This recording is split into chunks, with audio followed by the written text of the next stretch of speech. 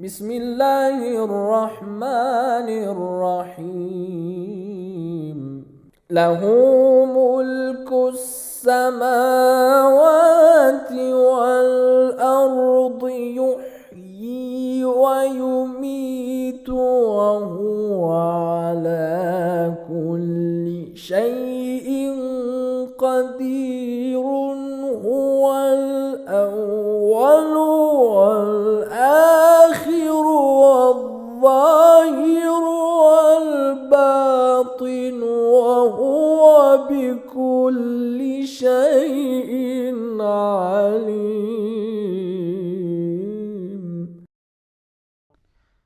أعوذ بالله من الشيطان الرجيم. بسم الله الرحمن الرحيم.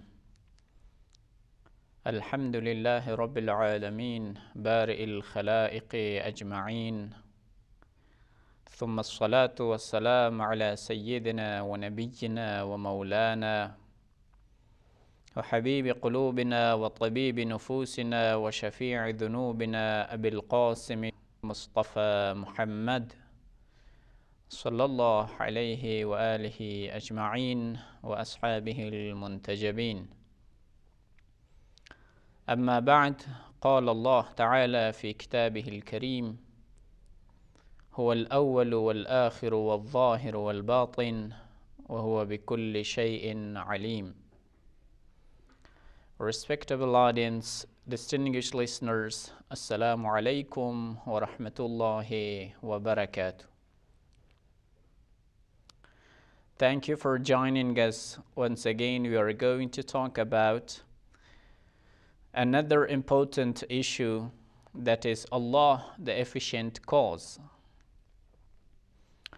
So to have an image, we have to go back a bit and draw this picture for our dear viewers and listeners, that cause and effect is one of those universal philosophical rules, that every possible thing is in dire need of cause. Every effect is standing in need of its cause. So let me have a very brief discussion about the cause and effect. And there are many classifications, there are many categorizations the philosophers have made about cause and effect.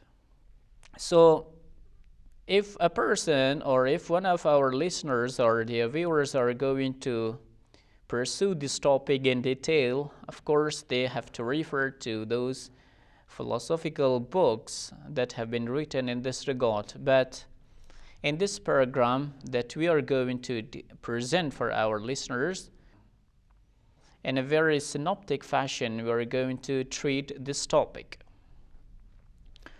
So firstly, one of the categorizations made for cause is this: sometimes the cause is either real, efficient, and sometimes that is preparatory. It means sometimes the causes are real. If the causes are absent, indeed the effects would be absent too. If cause comes, the effect would spontaneously emerge and appear. There is a logical in a very close relation between cause and effect. When cause comes, effects will be there. But sometimes the cause is in a manner that it paves the ground for the emergence of effect. Let me give you an example.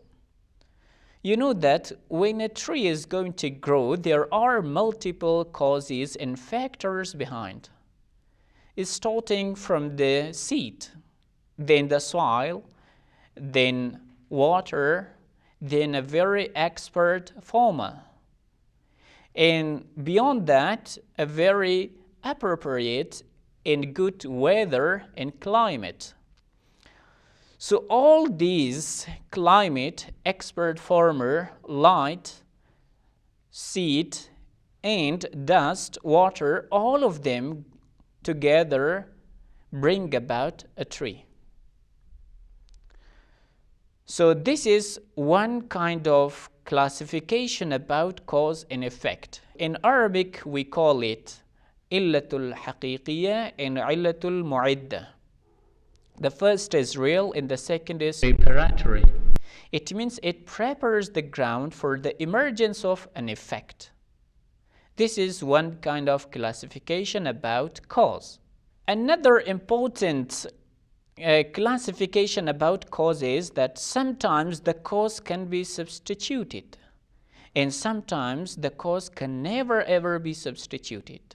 This is another classification.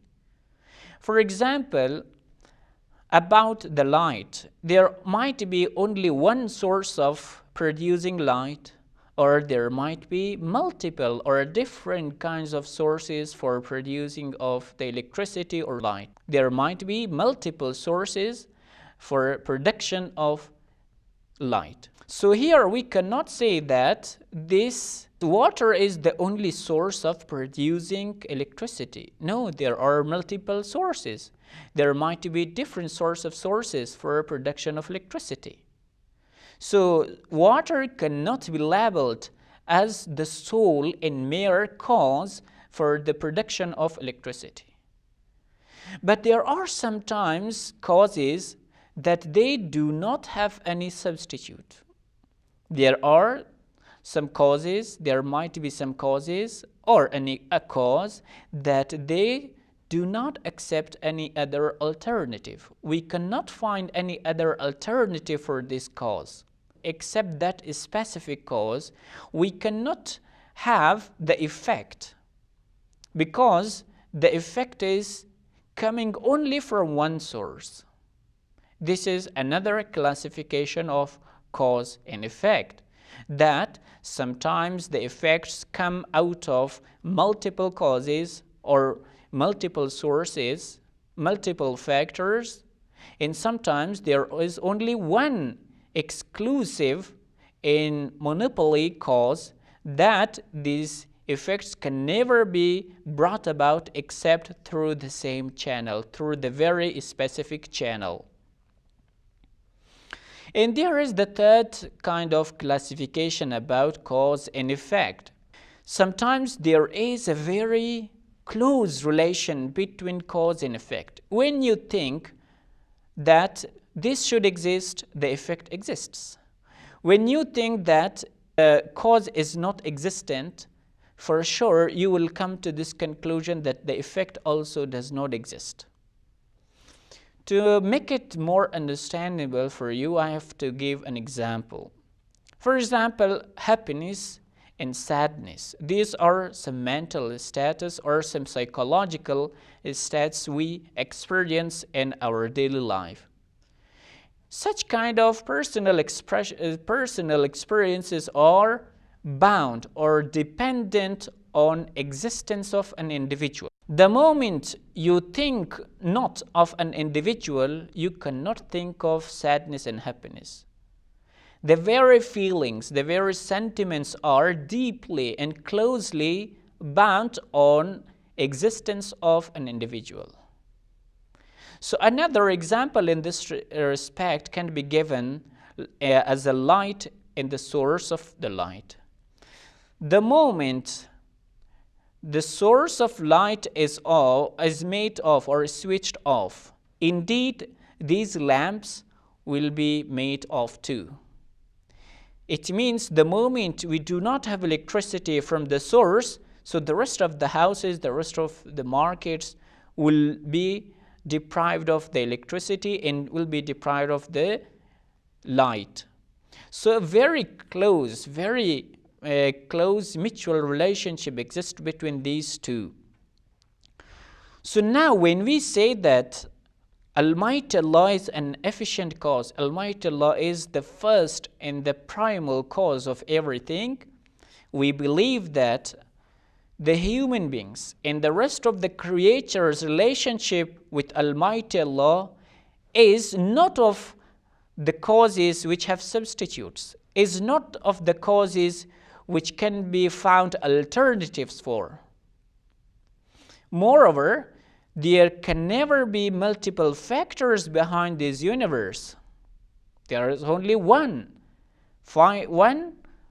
primal and final cause, and that is Almighty Allah.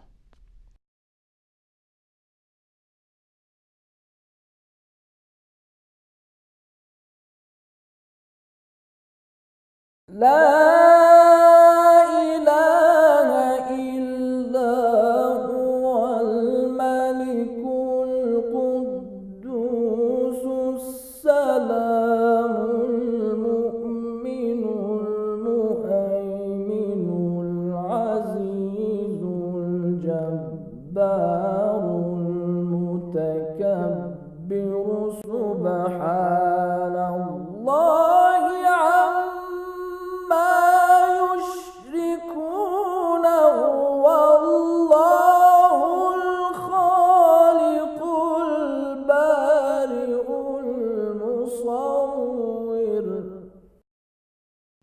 If a person asks, for example, that, okay, Almighty Allah is like that of that analogy, that watchmaker or clockmaker. If a clockmaker makes the clock, then the clock does not need the presence of clockmaker to run. So clocks run without the presence of clockmaker. We did say in one of the sessions that this analogy is fallacious. This analogy is not true in respect with Almighty Allah. For Almighty Allah is the first, the primal, and the essential, and the necessarily existent, whose existence can never ever be ignored. In all the creatures' existence depend and are bound to Almighty Allah's favor and Almighty Allah's mercy. The moment Almighty Allah does not want, all the existence, all the creatures would perish. Considering the fact that there is a close mutual relationship between cause and effect. The moment cause does not come, the effect will not be present. These classifications and these sessions were made to make it sure for our dear listeners that there might be multiple phases, there might be multiple assumptions about cause and effects. But what matters most in our discussion is that Almighty Allah is the sole and the mere cause. And there is not any other cause in parallel to Almighty Allah. Moreover, there cannot be found another substitute, another alternative to replace Almighty Allah's mercy and favor. This must be taken into account. Dear listeners and respectable audience, there are some three important features that this efficient cause possesses. Firstly, the efficient cause, the necessarily existent being, I mean wajibul wujud. It should possess all the positives of the effects. When cause brings about an effect, so effect is the lower level of the existence of a cause. We believe that when Almighty Allah is the first and the primal cause, He should possess all the positive aspects of the other effects and be free from all those negative aspects of His creatures. We call it mustajma' jami' kamalat. Almighty Allah possesses all positive aspects of the creatures, but is freed of all the negatives and is freed of all the negative aspects and dimension of the creatures. This is the first. Secondly, this efficient cause should have some difference with the rest of the causes. Sometimes a person might think that, okay, a farmer is also the cause of this flower. Why? Because the flower will not grow unless an expert farmer, along with the rest of the materials, should work together. We believe that for sure Almighty Allah brings about the phenomenon. Almighty Allah brings about the creatures from nothingness when they do not exist. But the rest of the causes only bring some sort of modification, some sort of transformation. The rest of the causes only change or bring about some changes in the moods or in the fashion of the things. Think of a housemaker. He builds the building while being contributed by many other materials. There is iron, there is brick, there is water, there is electricity. There are too many or multiple factors behind building of a building, behind construction of a house. You know that only we make a montage or we bring some materials together so that a house should be made. But we do not create the things. We do not create the things from nothingness. One of the exclusive characteristics of Almighty Allah's being efficient cause is that He brings the things from nothingness. Though there are some philosophical arguments that, okay, Almighty Allah does not bring existence from nothingness. Rather, Almighty Allah, since He is eternal, from the very time that we think Almighty Allah was eternal, so the creation and the creatures were with Almighty Allah. Anyhow, but Almighty Allah's important characteristic is that Almighty Allah is creative. Almighty Allah creates, while the rest of the causes, while the rest of the human being, they cannot create. They bring some changes in these materials, making third products. This is very much important, that should be kept in mind. Another important factor or feature about Almighty Allah's being efficient cause is that Almighty Allah's mercy, Almighty Allah's grace, Almighty Allah's blessings shower upon the human beings forever, from eternity. There are some causes that when they create, when they make something, or when they bring about an effect, so after that they do not need, as it was mentioned about the clockmaker. You know, when the motorbike or when the motors are made, then these machines work without being in need that the factories workers should be present. No, they work for themselves. So our dependence to Almighty Allah is from that of psychological states. When we have some pictures, when we have some feelings, for sure, this depends, these feelings depend, these sentiments depend on our pre-existence. If we do not think that there is a human, indeed we cannot think of the happiness, the sadness in these feelings. إن الله يأمر بالعدل والإحسان وإيتاء ذي القربى وينهى عن الفحشاء والمنكر والبغي يعظكم لعلكم تذكرون.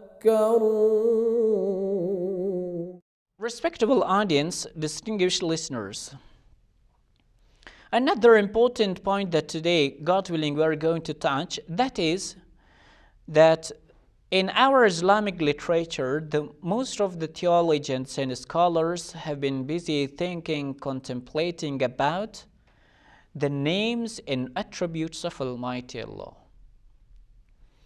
So there are multi-names and many attributes or variety of attributes ascribed to Almighty Allah. We did classify that the attributes can be classified into two categories, positives and negatives. Positives are those attributes that should be attributed to Almighty Allah. And negative attributes are those that we should negate those attributes from Almighty Allah. This is the first classification. Though you know that names and attributes literally have different meanings. But in our Ahl al-Bayt's literature, they have used them interchangeable. It means they have used sometimes names and they have sometimes used the attributes. They think that names and attributes both represent Almighty Allah, and the names and attributes are actually one. We should not differentiate between names and attributes of Almighty Allah. So another important point about the attributes of Almighty Allah is this, that sometimes we think about Almighty Allah, about His essence, that what Almighty Allah can be attributed. For example, is Almighty Allah alive? So this kind of thinking about Almighty Allah's essence, when we think about such kind of attributes which come out of Almighty Allah's essence, they are called sifat dhati. It means these attributes are related to Almighty Allah's essence, Almighty Allah's mere essence.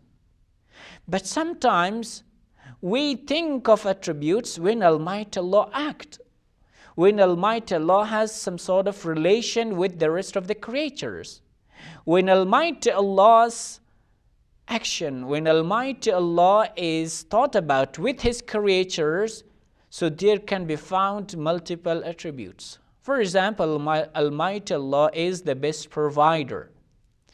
So this provider, it means ar-raziq. This attribute can be understood when we think of a person who is in need of providence, when a person is in need of food, in need of his basic needs. When we think that Almighty Allah is a shafi, it means He gives He rescues and He cures the patients. We should think of a patient, otherwise His attribute can never be understood. So abstractly, I should say that sometimes we think of Almighty Allah's essence. So these attributes are related to Almighty Allah's essence. We call it sifat dhati. It means the attributes that are related to Almighty Allah's essence. Second, sometimes we think of Almighty Allah, but His relation in His action with His creatures. For example, forgetfulness. So when we think of forgetfulness, we think of a creature. We think of a sinful person, that Almighty Allah forgives his sin. Such kind of attributes are called sifat fi'li, not dhati. Dhati is related to Almighty Allah's essence, and fi'li is related to Almighty Allah's works, Almighty Allah's actions, Almighty Allah's behavior and treatment with the creatures. So it matters most that we have to keep this distinction in our mind. There can be two types of attributes in regard with Almighty Allah. Sometimes the attributes are related to Almighty Allah's essence, so they are sifat dhati. But sometimes these attributes are related to Almighty Allah's actions, so they are called sifat fi'li. When we think of sifat fi'li, we have to think of the third party too. I mean, Allah, His action, and the third party, the human beings or the rest of the creatures. But when we think of Almighty Allah's essential attributes, we only think about two parties, Almighty Allah and His essence. There is no place for the third party. الله يأمر بالعدل والإحسان وإيتاء ذي القربى وينهى عن الفحشاء والمنكر والبغي يعظكم لعلكم تذكرون. So, respectable audience and distinguished listeners, in the Holy Quran we can find both of these attributes. Both of these attributes are available in the Quranic parlance. There are various verses of the Holy Quran that touch either this attribute of Almighty Allah or that attribute of Almighty Allah. There are various verses of the Holy Quran that touch both the essential attributes and those attributes which are related to Almighty Allah's action. For example, Almighty Allah has said, "Laysa kamithlihi shay." There is no parallel to Almighty Allah. We cannot find anyone that should resemble Almighty Allah. There are some various verses of the Holy Quran that talk about the attributes which are related to Almighty Allah's essence. And there are various verses of the Holy Quran that touch and address those attributes which are related to Almighty Allah's actions. This is one division. Another division is also imaginable about Almighty Allah's attributes. Sometimes the attributes are positive, like huwa al-awwal wal-akhir wal-zahir wal-batin, and there are some negative attributes too. As the Holy Quran says, "Laysa kamithlihi shay." In the very verse of the Holy Quran, while Almighty Allah says, "Laysa kamithlihi shay," but again says, "Wa huwa as-sami'ul basir." It means in one verse of the Holy Quran, we can find both positive and negative attributes. Both the positive and negative attributes can be ascribed to Almighty Allah.